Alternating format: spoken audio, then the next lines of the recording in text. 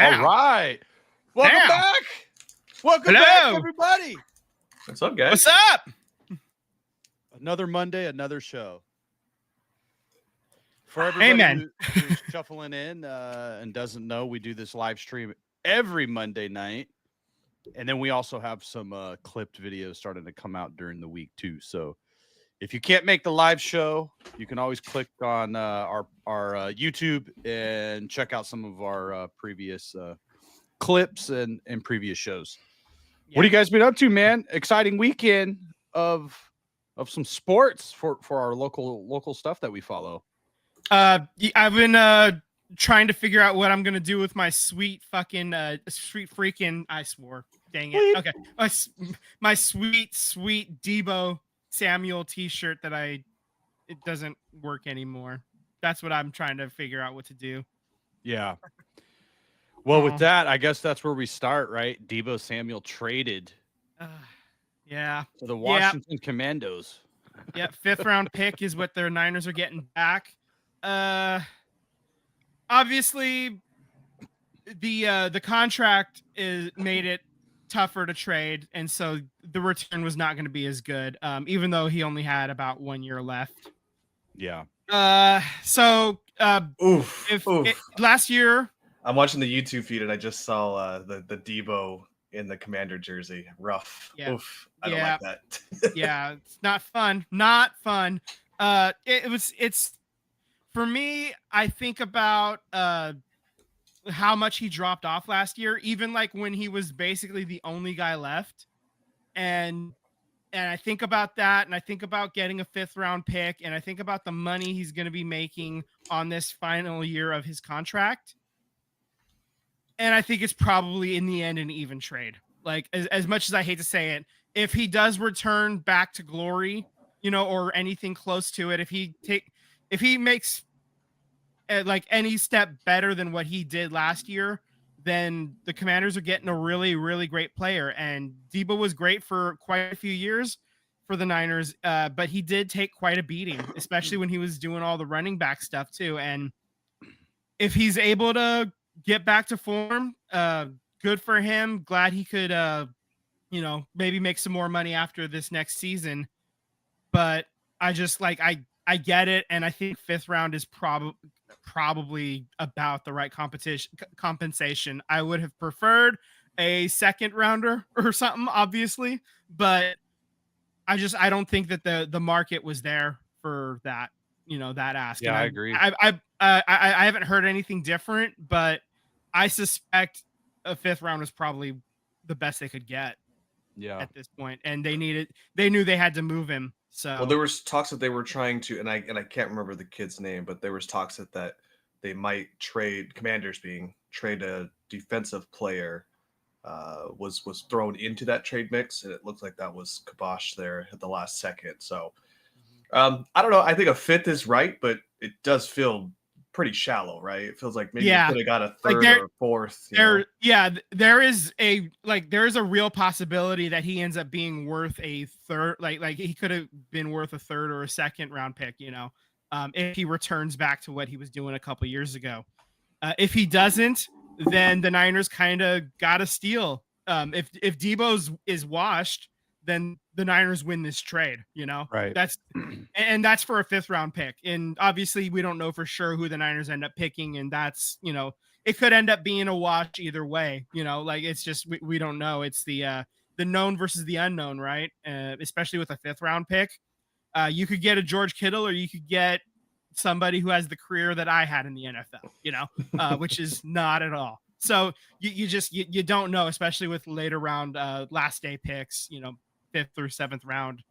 It is a crapshoot, especially when you get that far into the draft. So, yeah, man, it is what it is. I knew that they were going to have to move on at some point, and there we go. I don't know what else to say. Well, now I really hope I was reading that Brandon Ayuk is also being shopped.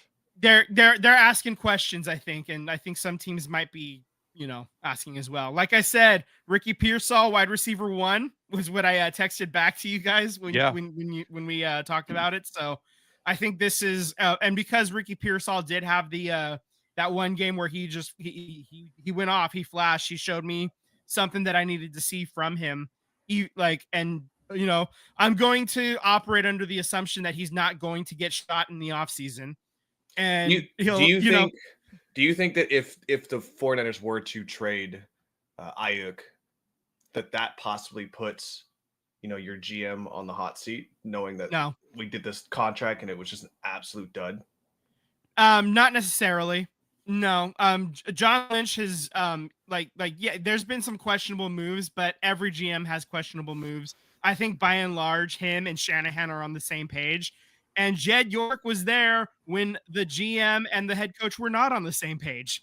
And as long as the Niners, the only way that John Lynch is on the hot seat is if they have a losing season again from the players that he sent away, and those players end up being good still.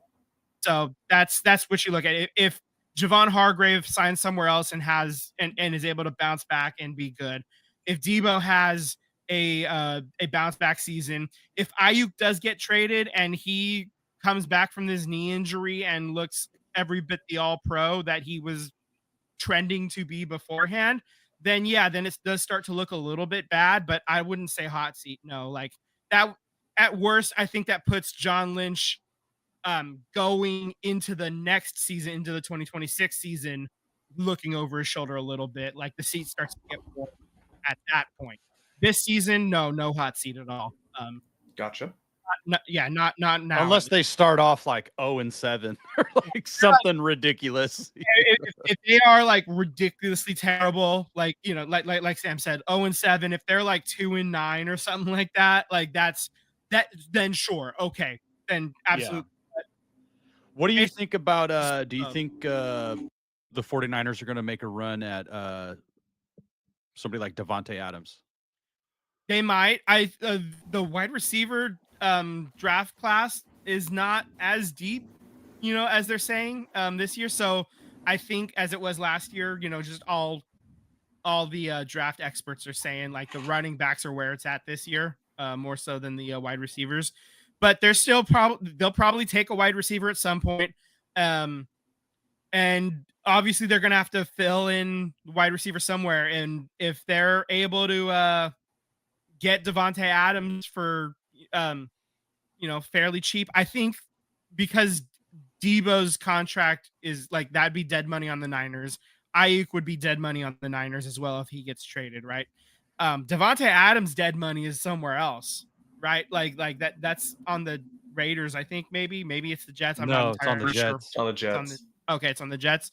Well, at that point, like if the Jets are paying for it, then it's pretty cheap for the Niners to bring him in, and it just then becomes a question of, does he want to play here, right. And can the Niners make a trade happen that the Jets would be willing to accept, it gets down into the nitty gritty of, I think if nobody offers the Jets anything, I think he just gets released because he's not going to want to be there. That's the report that I saw, is that they're looking for a trade partner. He might get released otherwise. What about another name at you? What about Cooper Kupp? Would you roll the dice on bringing a third wide receiver in Cooper Kupp? Cooper Kupp, I think you can kick the tires on Cooper Kupp. See what's happening there. There's Cooper Kupp was made because of Matt Stafford, though. Matt Stafford has gotten a lot of wide receivers paid. Like hell, Kenny Golladay got that massive contract from the Giants and did nothing with it for his entire career in the Giants. But because he was so excellent with Matthew Stafford throwing him the ball, that's what happens, So I'm a little bit curious how much of Cooper Kupp is a Matthew Stafford creation, and that's the kind of questions you have to ask. Can Brock Purdy get something akin to what Matthew Stafford was getting out of him, and a poor man's version of Matthew Stafford? Obviously, right now we're still in, he's still young in his career. I'm not trying to have him, resurrect freaking Megatron or nothing, I'm not looking at that right now, but that's what you're asking then is could Cooper Kupp do that? Could you saw Juwan Jennings step up last year when Debo wouldn't or couldn't, so does Juwan Jennings keep that going? Does Ricky Pearsall make the next step? Yeah, I think Juwan Jennings is like he's definitely your third wide receiver, He's the he's the like the Jacoby Myers. The Jacoby Myers is just solid. The Rashad Batemans, he's that guy. Solid. He's Linus's blankets is what he is, for Brock Purdy. That's so yeah. No, awesome. Any more thoughts on 49ers news? That's all I got for now, man. Right on. Just a quick, yeah. Yeah, Vince, take us through some of the transactions of the NFL. I see there's a couple in here. The Bills gave wide receiver Khalil Shakir a 4-year, $60.2 million extension, $32 million guaranteed. He ended up being the guy who more or less stepped up into the wide receiver one over this past season when Diggs and the other wide receiver that ended up in Jacksonville. They left. They lost 2 wide receivers. I can't remember the dude's name. He was an all or nothing guy. Anyway, so Khalil Shakir stepped up, and now they're paying him as such for stepping up. And I think that they'll probably make another run at a different wide receiver as well to try to bolster that a bit more too. He was a former Eagle wide receiver. He was drafted. I forgot he was with the Eagles. Now he gets to wear fun uniforms and walk around Gabe Davis barefoot. Is who I was trying to think of. God damn it. Yeah, so now he gets to wear like his odd uniforms or costumes and be shoeless walking into Buffalo in sub-freezing weather. So that's awesome. Oh, that is Hollins. That's right. That's Mac right. Hollins. Yeah. Oh, well, good. Okay. All right. Hey, man, Speaking we're of always the Eagles, for to get your bag, Yeah. Speaking of the Eagles, your boys are releasing Darius Slay. If it's a post June 1st release, they're going to say $4.3 million against the cap. Yeah. So, I mean, look, hey, thank you. He got a ring with us, 2 Super Bowl appearances, 6-time Pro Bowler. If he, there's talks that he might come back to the Eagles at a lesser deal. If that's the case, great. I'll be more than happy to have him back. But he did what he came here to do. He was going to leave last year. He was going to go to the Ravens, and apparently Dom, our security guy, called him and told him he needs to run it back with us one more time. I don't know what Dom does. He's just the guy that he makes moves and people listen to what he says. He's the senior director of vibes, I guess. He's got the Joe Thornton job.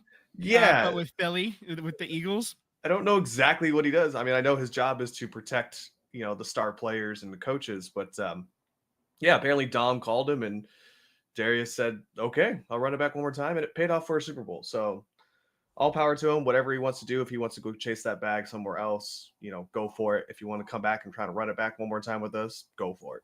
It's up to you, bud. Right on. The other note is Matt Stafford does end up staying with the Rams. What are the Raiders going to do about this? Thank God. Take that decision off of your plate, right? Yeah. I mean, I just really wanted to talk about one. I never thought he was going to the Raiders. It just did not make any sense. The way I see this played out is if the Raiders did talk to Stafford, Tom Brady, it was rumored that they talked. And the way I see it is Tom Brady goes, "Hey Matt, how much do you want? I want $50 million a year guaranteed for 2 years." Okay, yeah, we'll do that. And that's as far as it went. I don't think the Rams were going to trade him unless they got a first round pick, and you're not trading a first round pick for Matt Stafford this year or next year when you're a team that's more than just a quarterback away. Yeah. They need more draft picks. So from a draft capital standpoint, it did not make sense. The other thing that didn't make sense is the Raiders are still extremely popular in Los Angeles and SoCal. So the Rams are going to trade their Super Bowl winning quarterback to the Raiders. That's telling the fan base to go be a fan of the Raiders. You will see plenty. You would have seen plenty of Matt Stafford Raiders jerseys in immediately. Disneyland, you know, Immediately. like yeah, all So over it just, LA County to and me, it just did Anaheim. not Yeah. make any sense that this would happen. And I'm glad that the Raiders, didn't overpay. I think a name that I'm interested in is actually New England's quarterback, Joe Milton III. The dude has probably the strongest bazooka arm in the NFL. Last year was his rookie year. Maybe it was his second year, but he's still relatively young. But I think that's what the direction the Raiders need to do is, maybe you take a quarterback in this draft, you trade for a quarterback, and you keep Aiden O'Connell, and maybe you bring in a couple of quarterbacks via free agency just to have arms and let the best man win. I don't think you're winning the Super Bowl this coming year with Matt Stafford or someone else. You got to build the roster. So I'm really glad they didn't overpay for this trade because I don't think he was going to put the Raiders over the top. They're not there yet. So. Yeah, I think the Raiders' key thing is build the line. If you're not going to get a quarterback, build a line. And I would say, agree to disagree if you don't believe what I'm saying here, but I think if you could build a good O-line, you could probably attract a top quarterback. You know what I mean? Like, you might not have to go and get one out of a draft and develop one. Maybe you do get a solid quarterback who's looking to get a new home, and he looks at that O-line. Maybe that they think that they're the piece to take the Raiders over the top. No, I agree. I mean, to be a really good football team, you always got to start at the trenches, whether that's the D line or the O line. You always got to start in the trench. And that's why, like, at number 6, I look at it like if Mason Graham fell to you and you put Mason Graham next to Max Crosby and the free agent from Miami, he got hurt. I'm blanking on his name. Oh, great radio, Sam. The defensive tackle. All right, Tyler, you got to forget a player's name next. Vince made it contagious. The defensive tackle from Miami, and they signed him, Christian Wilkins. There you go. Out of bed. So they got Christian Wilkins next to Mason Graham and Max Crosby, and if you can bring Malcolm Kuntz back, I mean, that's a hell of a defensive line. If you're able to get an offensive tackle, the best offensive lineman in the draft, that's going to anchor your offense hopefully for the next 10 years. That's a win too. But anything on the line, I would be absolutely ecstatic for, because that's where you have to build first. That's where you always have to be solid. And the Raiders need to win the draft in the mid rounds where they're picking up guards and roster depth guys. That's why Philadelphia has been the best roster over the years. It's great that they were able to bring in a Saquon Barkley, but they constantly and consistently hit in the mid rounds. You should be getting a good player in the first round. I know Jalen Carter fell to them, but he was, you should hit on a top 10, top 12 pick. That should be a good pick. But they've really nailed it in the later rounds, and that's what the Raiders need to do. They're not going to get it all in one pick. So I agree with you, man. Build the trenches, and you can add along the way. Yeah, I mean, there's also talks that I don't believe this for a second, but I love the freedom of journalism when they're in this off season. But there's talks that the Eagles are trying to acquire Myles Garrett here, so we'll see if that actually happens here. I think the league will immediately put letters to ban the Eagles GM for ever talking to any other team ever again. Yeah, Howie Roseman has to. But he has to communicate through sign language going forward to make any trades happen. Yeah. All right. Is that all the football stuff you guys got? Yes, that's sir. all I got, man. All right. All right, let's jump on over to the hardwood. Golden State Warriors. Vince, catch us up on last week's games. I know they're playing right now. They are playing right now. I'll give you that update in just a hot second. The Warriors, they get the win on Tuesday at home against Charlotte, and then they go down to Orlando, get a win on Thursday. In that game, Curry dropped 56 points, and that includes 12 3-pointers. He went nuclear in that one. That during that post game, actually, there was a really good one where they asked the Orlando Magic coach, "Hey, other than Curry, what went wrong? Like, what could you have done to stop to beat the Warriors?" And he's like, "Are you kidding me? What kind of question is that?" Curry went off, basically. Like, how do you know?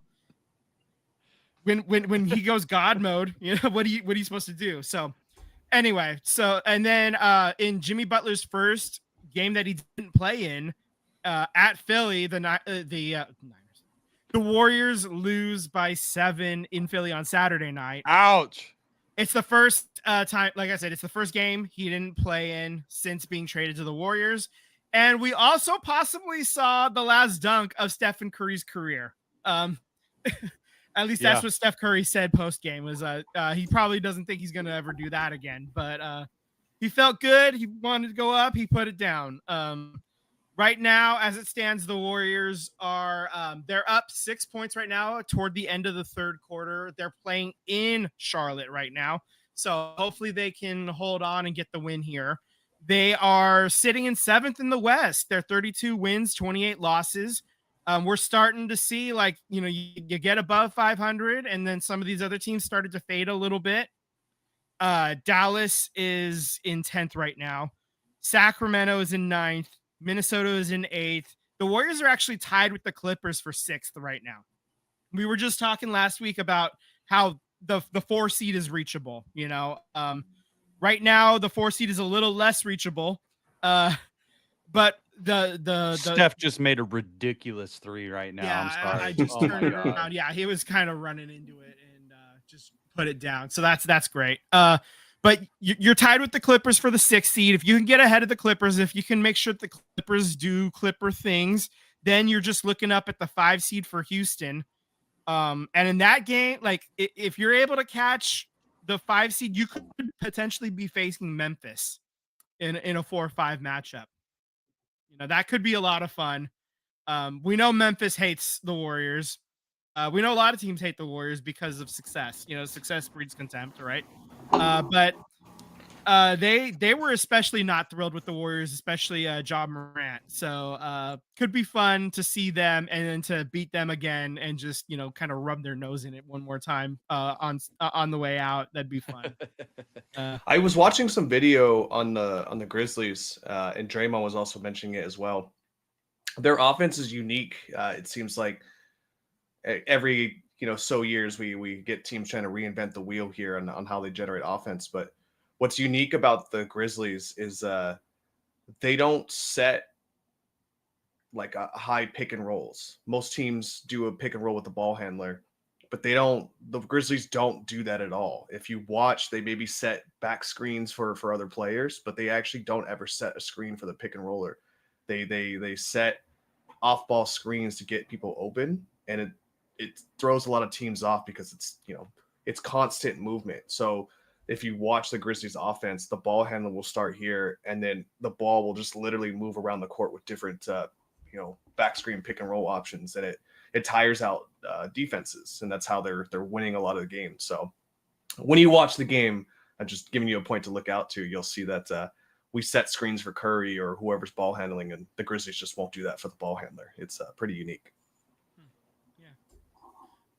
So just kind of checking in on the rest of the standings. Obviously, OKC is still in first. The Lakers have actually jumped up to the 2 seed right now. Yeah. But you're saying that they have a generational player that gives them better chances to win games? Yeah, that's I crazy. know, right? Yeah, you know what also is crazy is that the Mavericks have announced that they're going to raise ticket prices by 8%. Jerks. Hey, doesn't that sound familiar? That sounds really. What time is it again?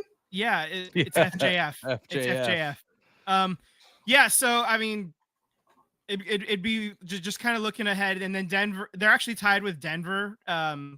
Percentage points, the Lakers are ahead, but they're both 10.5 games back of OKC. I don't think anybody's catching OKC, but I think the Lakers probably, especially with Luka Doncic there, I think they're probably going to hang on to that 2 seed going forward. So if you're the Warriors, I think putting like either way, you're gonna either have to eventually face OKC or you're gonna have to eventually face the Lakers right now.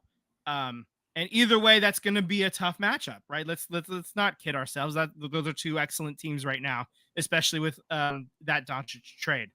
So, I guess this is the first time I'm going to ask the question. Would you rather be on the lower half of the bracket and face the Lakers or the upper half and face OKC?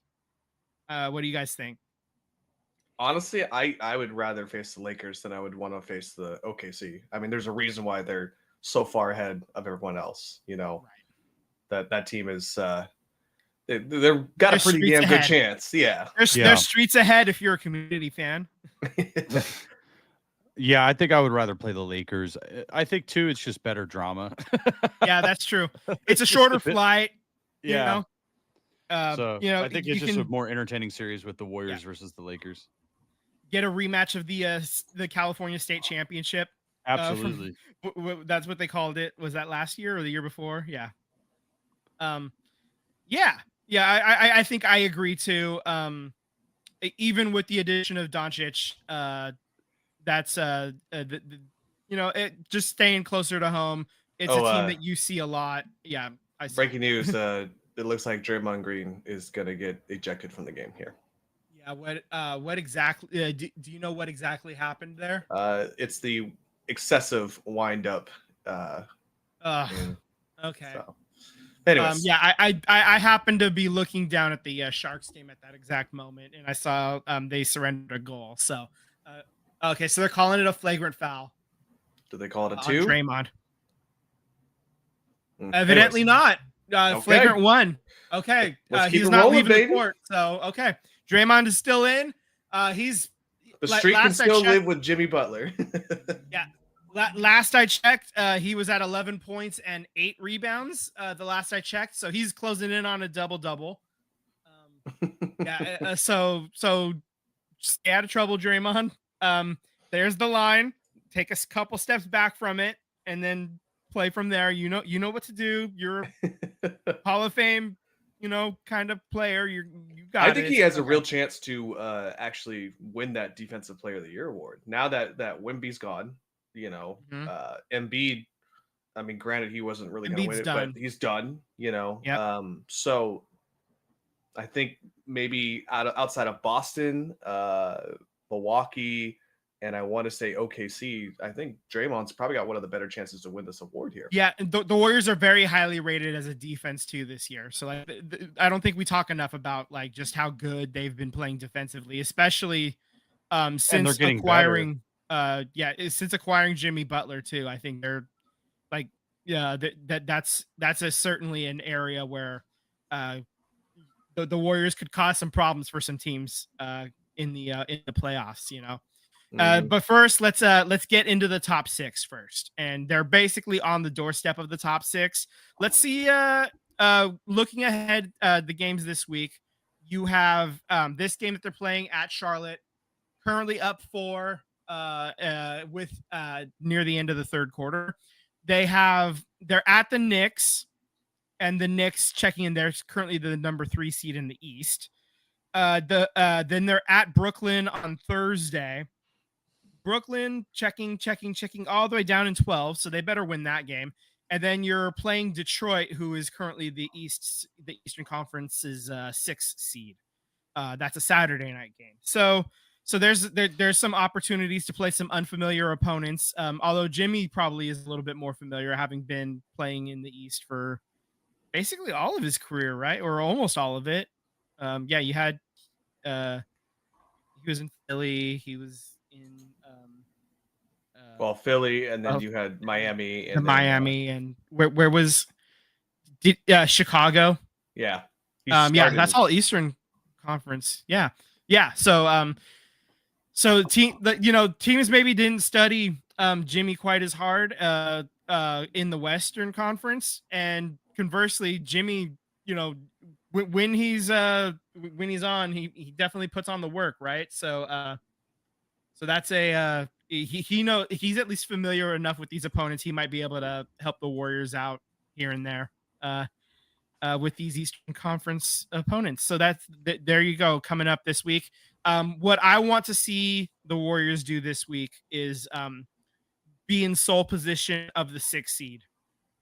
That's what I would like. By the time we're talking next week, hopefully that's where we're at. Let's see here. I agree. And I think these next 4 games looks like they're all winnable. You can I would go say that 4-0. Yeah, going back to back, because they're playing the Knicks tomorrow after the Charlotte game.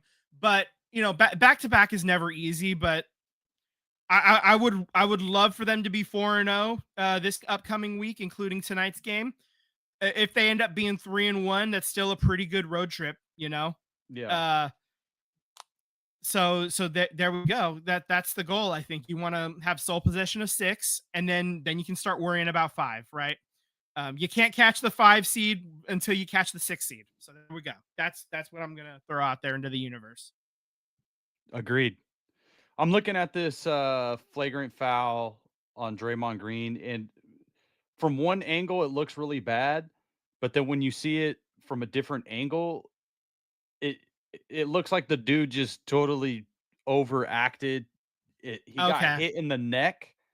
So Draymond put his hand up and dude ran into his neck and threw his head back and made it look like he was getting punched. But Draymond literally had his arm up and dude sold it. So Draymond didn't even see the guy's neck. He wasn't looking in that direction. He just put his arm up to block anybody from running by him, box him out.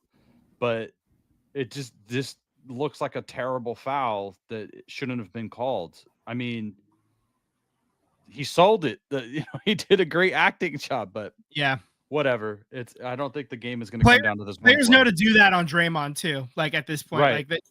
That's one of their goals. And then it doesn't help when Draymond doesn't be quiet and then he's arguing. Then he gets called for a technical foul before they announce the flagrant foul. Right. So okay. Well, good to know that the more things change, the more they stay the same, right? All righty. I think anything else for basketball, or are we good to move on? No, I'm good, man. All right, let's switch it up from the hardwood to the ice. The Sharks. Oof. It's bad. That was a bad transition. It was a rough week. Anyway. So they lose in overtime at Winnipeg on Monday, 2-1. They surrendered that game-tying goal with about 25 seconds left in the game. And then about a minute and a half into overtime, the Jets get the win. That's why they're near the top of the standings and the Sharks are near the bottom. So they keep losing these tough games, man. It's not fun. Not fun. That's why our segment is called Rough Waters for the Sharks. Yeah. Rough Waters. Yeah, the seas be treacherous out there, mateys. Then they follow that up with a 4-3 loss in overtime in Montreal. That was both me and Tyler's pick for game of the week, for win of the week. That did not happen. Unfortunately, in overtime, it's another brutal way to lose. But you get 2 overtime losses. That's the same as a win, as far as the points go. But then they also follow that up with a 5-3 loss at Ottawa. And that was Sam's pick. And Sam was looking pretty good for that one. But then they blew another third period lead and end up losing going away. 5-3 was the final there. So as far as your standings go, the race to the bottom, they are in last place. They Chicago is 4 points clear. Nashville is 10 points clear of the Sharks. And then after that, we got a couple of we got Buffalo, we got Seattle, we got Pittsburgh. I'm going to stop including those guys going forward next week. I'm just going to look at anybody that's 10 points or nearer, I think, going forward. That's our race to the bottom, because I think Pittsburgh is going to probably be clear at this point. I think I'll probably do bottom 4 because those are the ones that are most likely to win the number 1 draft pick in the lottery. Right. But yeah, I mean, Buffalo is not going to catch us for the the most balls in the in the hopper. Chicago is still pretty close. If the Sharks go on a winning streak out of nowhere, they could, in theory, catch Chicago. Nashville they is lost just 8 yeah. in a row. Oh my god. Not pretty. They're Not streaking pretty. just in the wrong direction. Yeah, we're going streaking. But it's not a streak you want to see. It's more like Will Ferrell in Old School. It's that kind of streaking, man. We just keep getting handed L's left and right. Okay. So the upcoming games, the game that's underway as we speak right now, they are at Toronto. That game started about an hour and a half ago. They're currently losing 1-0. And it's in the second period with about a little over 5 minutes remaining. And we're just kind of keeping an eye on that game, seeing if anything interesting happens there. We kind of expected them to lose this game, to be honest, because Toronto is in a playoff position and the Sharks are decidedly not. Let's see. We also have at Buffalo on Tuesday. So the second half of this back-to-back. And then you're at Colorado on Thursday. And then you're coming back home to play the Islanders on Saturday. That is my pick for win of the week, is the Saturday game against the Islanders. Do you boys have any thoughts? Let's see. God, that's a brutal one, huh? Yeah, Buffalo. This is rough. If there was a day of rest in between the Toronto and Buffalo game, I might have gone Buffalo. But because it's on a back-to-back and they're both on the road, it's asking a lot. I'm going to take Buffalo. You will take Buffalo? Okay. All right. Big white Buffalo. You know what? I'll take Colorado. That way we're all different.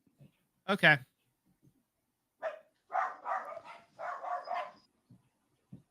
The dogs agree. Sam's got Colorado.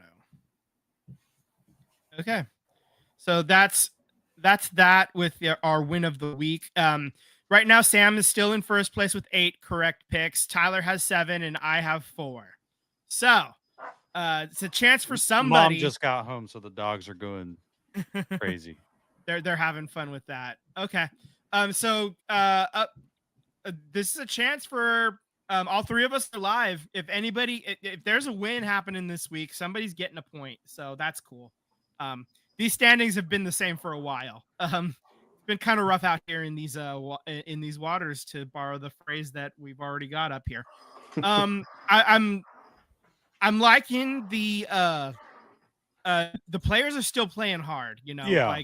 They haven't quit. They're not giving up. They're just not as good. Right. And the trade deadline is coming up, so there's the Sharks already made a lot of their the remaining moves that they could make. There still are a couple of pieces that could end up getting traded, a couple of pieces here and there that might still be available. But I'm looking at the roster right now in terms of who the Sharks would be willing to trade. You're looking Mario Ferraro still has another year, so it's not quite an expiring contract, but it's close. I think Luke Cunnin might be on one. I'm double checking that right now. Yeah, so you have Luke Cunnin, you have Nico Sturm, you have Jan Ruda, and both goaltenders Vitek Vanacek and Alexander Georgiev. Can't say that name for the life of me. So those guys are all like on expiring contracts, and then Mario Ferraro has 1 more season. So like those are the guys that you're looking at that could get traded. I'd love to see one of the goaltenders get traded, and then you can just have Askarov up with the big team for the rest of the year, you know. But that being said, I don't none of these players are going to get the return that they've already got. Like at best, Right. you're, you know, like maybe Vanacek can get you a 4th rounder or something like that. It's not going to be high value pieces. You could get lucky. I mean, Joe Pavelski was a super late pick, you know, and he's a Hall of Famer. So you could stumble into something, not to say that, you know, but by and large, anybody drafted in the 3rd round or later, it is an uphill battle to get it to the NHL, let alone become a star. So Very much so. That it's going to be kind of tough to see. You basically just hope that they get something, that they can move a couple more pieces and just kind of get something. Maybe they take back an expiring contract as well to kind of help offset some funds. They don't have any open money slots. There's basically when you trade a player away, you have an option to retain salary on 3 players in the NHL, and they already have all 3 of those slots filled. Carlson, I believe, is one of them. Brent Burns is another. And I can't remember who else, but I think it's yeah. So I can't remember who it is, but the Sharks do get one of those slots back after this season. So they can't take any money on in a salary retention trade here, but in the offseason they possibly could. So these trades, they're not going to be worth much. Like I said, 5th rounders, 6th rounders, maybe a 7th rounder. I don't know. Like if you're lucky, you can get a 4th for Vanacek. Other than that, I don't know, man. Yeah. Well, we want to obviously see our top line goalie here. I would like to keep Vanacek if we could. I'll be honest with you. I've seen enough of Georgiev to be. I'm good to move on with that. Yeah. Thank you for your service. But that's the problem, right? Everybody else sees that. I mean, we as fans can see that.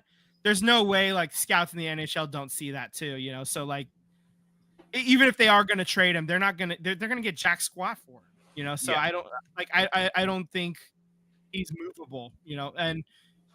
And basically, it's a question of if they're able to move him, obviously Askarov can come right up and take the spot. But he's not getting re-signed in the offseason, So either way, either Askarov's gonna get started for real this season after a trade of one of these goaltenders, or it's gonna happen starting next year, and that's fine either way. Truth be told, Askarov up here, the big team, that actually kind of hurts them because he makes them better, right? I mean, and if you're trying to give yourself the best shot at the number 1 overall pick again, unfortunately, the 8-game losing streaks are kind of par for the course for that, and Georgiev is going to help us get there. So, what do you think? This is the old Philadelphia 76ers trust the process, right?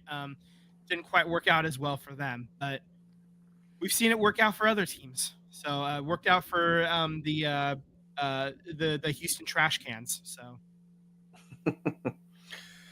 I not to jump. You made me think about it here, but I had mentioned that the Dallas Mavericks are raising their ticket prices. I forgot to mention in that situation here that the owners are also owners of casinos in Vegas. mm-hmm. So the theory is the Adelsons, Miriam Adelson, try and move the Dallas Mavericks to Las Vegas. So that's a theory. I'm not saying that's happening or it's been posted, but just wanted to put that out there just to really piss. I think Texas is also trying to get some gambling going in Texas. I think they're trying to wanted to build a new stadium and either have a casino attached to it in Texas, and they were denied. Yeah. So that's why they're thinking about Vegas. Right. Yeah. That's the threat. Vegas is the threat, right? That's the relocation threat. It's already happened. It's already happened once for sure. The threat has been deployed a second time with the A's, and is in process of happening, although we know that there's issues with that still. And basketball, if Dallas is the team that's being threatened with the move, that feels disgusting. As much as we may have problems with the state of Texas for a myriad reasons, be them non-political and political alike. There's a lot of things about Texas I don't like. I still would feel like absolute crap for those fans losing their team, And I just think too, like if they go to Las Vegas, we just talked about this a little bit with like the Raiders and the Rams, that the Lakers are going to have Luka and you're going to move into Las Vegas, which is not very far from Los Angeles. Like, it just looks worse. It just Yeah. gets worse. Yep. It's just a bad look on the Mavericks and their ownership. Yeah.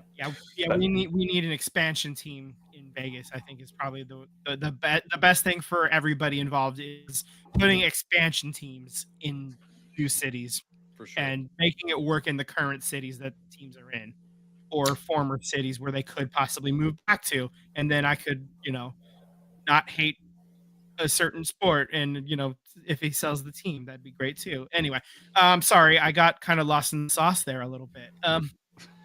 Do we need to talk about anything else with hockey, or right now we're just kind of watching the replay? I'm already on to the top prospects. So there's a guy, Matthew Schaefer, defenseman. That's who we need to more of get. them. We need that guy.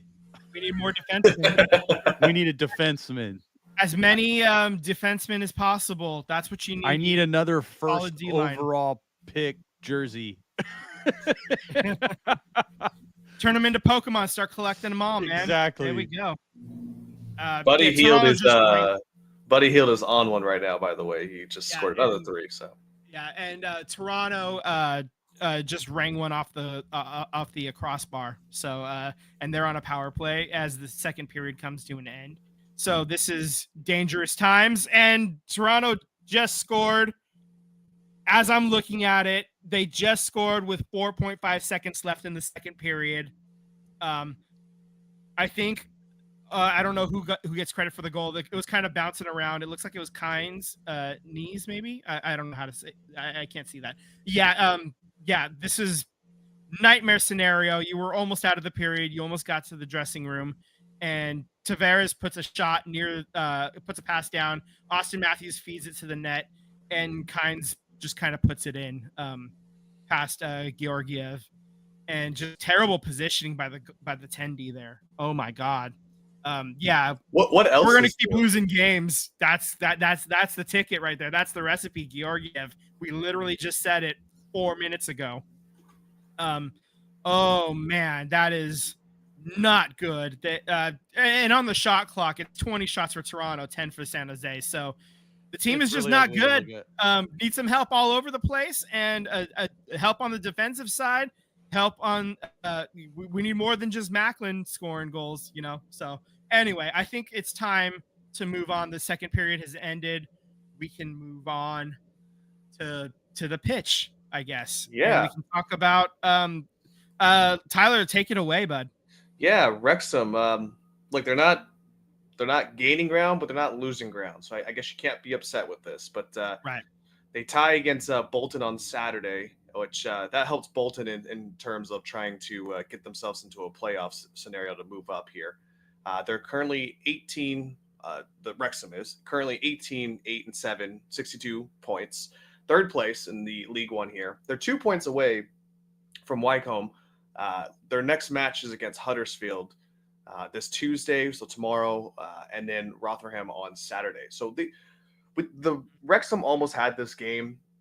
Egan O'Connell, puts one in the net, but then the referees call off the goal because there was apparently illegal positioning and jockeying around in the setup. So they waved the goal off, which that sucks because that would have been the goal to win the game. Expected goals. Wrexham should have won this game 2-1 on expected goals, but it's just unfortunate breaks. Well, what the biggest telling thing about all of this is that Paul Mullen was a healthy scratch. He's not even getting on the field. He was in the tournament last week for the cup there. He was a substitute at the very end. So that's a little concerning. He's, probably looking down the opposite side or the wrong side of 30 now, but that's a little telling that he's not even getting himself on the pitch there. So if he's not striking and getting you goals, where are your goals going to come from? Fletcher's can only do so much. Egan O'Connell can only do so much. Smith can only do so much. So that is a big glaring question mark moving forward. And I think if Wrexham's plans to move up to the championship here, you're going to have to find a striker and a quality one, and you're going to have to blow the bank. And that's the other scary part, is that they're bleeding money. Moving up so fast has resulted to not being able to be financially responsible because you can't. So you're in this catch 22 of, yeah, I could move up again, but I don't know if I can acquire players to stay up. So there's a really good chance that they may pop back down into League One again, just due to financial constraints. So should be interesting. We'll touch that once we get to the end of the season here and the off season hits up. I think there's about 9 matches left or so, maybe even less, to kind of figure out all the seedings. It'd be nice to get to a second spot so you can move up and not have to play in a tournament. But everything I just listed, it's a big question mark. Right. You don't have a striker, you don't have money. Does it make sense to even try and move up, or does it make sense to meddle around in the League One until you can start recouping some of your losses? So, don't know, but that's why we watch the games and not deal with the financial constraints of the team. Right. Yeah. The chaos that involves on. Yeah. Oh my God. Yeah. It must be so stressful to do this for real instead of just doing it for fantasy. And then, oh man, so rough. So switching gears over to the women's side, the She Believes Cup wrapped up. U.S. women's national team ended up taking a loss versus Japan 2-1, and that game happened on this past Wednesday in San Diego. So Japan scored right off the bat, less than 2 minutes into the game. Ali Sentnor in the 14th minute got a goal. Kat Macario did some tough work in the midfield. She found Sentner, who scored another piss rocket. This one from about 14 yards out instead of 24. Japan got their second goal in the 50th minute off of a set piece. Jane Campbell made an outstretching save, but the save basically deflected the ball right into Japan's forward and just a little move around and found it into the back of the net. So that's how the scores happened there. So as far as players that I kind of wanted to just kind of highlight, Ali Sentnor had a heck of a tournament, man. A couple of goals. She had an assist as well. And she was just a live wire. Like anytime she was on the field, like people paid attention to her. Tara McKeown was a defender. She's a defender for Washington Spirit. And this was her first call up with the big team. And she played really well on defense. They were looking for somebody to pair with Naomi Girma on the back end in the center back position. Right now it's Tierna Davidson's job, but Tara McKeown did a hell of a job, man. Overall, she made a couple of mistakes, but then cleaned up those mistakes going forward, and that's what you like to see is not making continually same habitual mistakes. That's what that's great. And I just said her name. Kat Macario had a absolute dynamite tournament as well for the entirety. And this is kind of what this tournament is about, is identifying players like Lily Johannes, who was, serving dimes in that first game against Colombia. You're giving new players, expanding the pool, and just seeing who fits well with who. And it looks like Kat Macario, Lily Johannes, they look like they work well together as well. But unfortunately, the goalkeepers, both of them, did not impress really at all, in my opinion. They it was kind of rough, especially Jane Campbell in the game against Japan was out of position a lot, and it didn't look good, man. And speaking of not looking good, I'm thinking about Lindsay Heaps, not Haran. She got married, so she changed her name. She did not look that great as well. She just kind of looked slower. She's the captain of the team, though, so I think we're starting to get to the point though where she maybe becomes a captain from the bench, or other people start getting to wear that armband going forward. She plays in France. She plays for Lyon. So Emma Hayes definitely. I've noticed that she tends to favor some of the players playing in Europe a little bit right now, especially early. Wants to get them as much looks as possible. That's why somebody like Lindsay Heaps keeps getting called in, even though she's slower. She does, when she is like in the box, she is still a wrecking ball to the point where I think she may have chipped a tooth. She might have lost a chiclet at one point, like connecting off the back of a Japan player's head, going for a header. So like she's in the mix, but just like those are off of set pieces. So it's, when you're out looking to run, and stuff like that, Lindsay Heaps is slowing them down a bit too much, I think. Same with She Who Must Not Be Named. Crystal Dunn looks a little bit out of shape, out of game shape right now. She's just coming back from an injury though, so we'll see. Just like some of the more veteran players are not looking great. But then there's going to be other players are going to get their opportunities in April. I can't wait to find out who I'm going to get to see live in person at the April 8th game on Tuesday in San Jose. Nice. So that's going to be exciting for me. I'm going to be able to give you a boots on the ground report is what I'm looking forward to. All right, Love it, man. there's your WOSO update. Right on.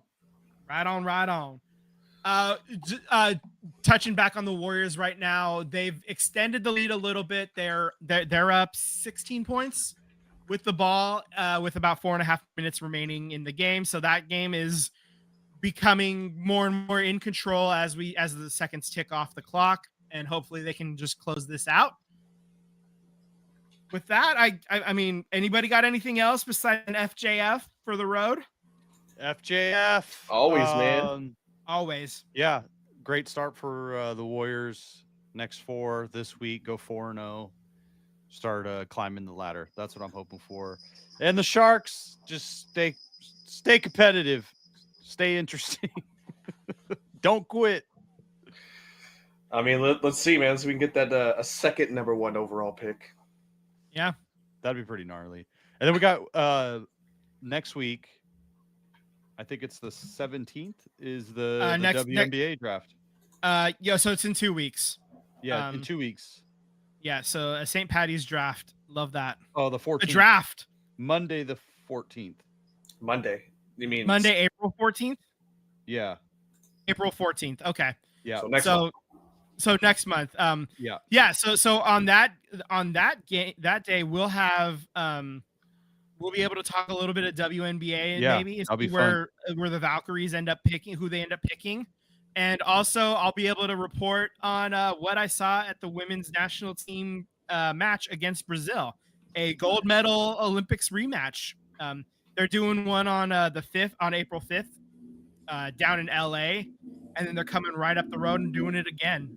Both games are going to be against Brazil. So that's going to be a lot of fun. Did you see the Santa Cruz Warriors are going to be playing at Chase Center, and then they're giving away a Steph Curry bobblehead? Mm-hmm. Yeah, they've done that before. That's how I got my Captain Clay bobblehead, is because that was a Santa Cruz Warriors giveaway. Yeah, I'm somewhat interested in trying to get that bobblehead. Yeah, I'm not interested. Yeah. All right, guys. Any final thoughts? No, it should be it, man. I'm all set, man. Thanks. Go ahead and close us out. All right, everyone. Thanks for joining us today on the SVT podcast. Don't forget to subscribe on YouTube and hit that bell for alerts so you always know when we go live or to get notified we post these clip videos. Also, if you don't have the time to listen to the full episode, we're putting out all of our segments online on YouTube. And be sure to follow us on Instagram and Threads at SVT Sports Pod. Slide into our DMs. We would love to interact with you. Peace. See ya.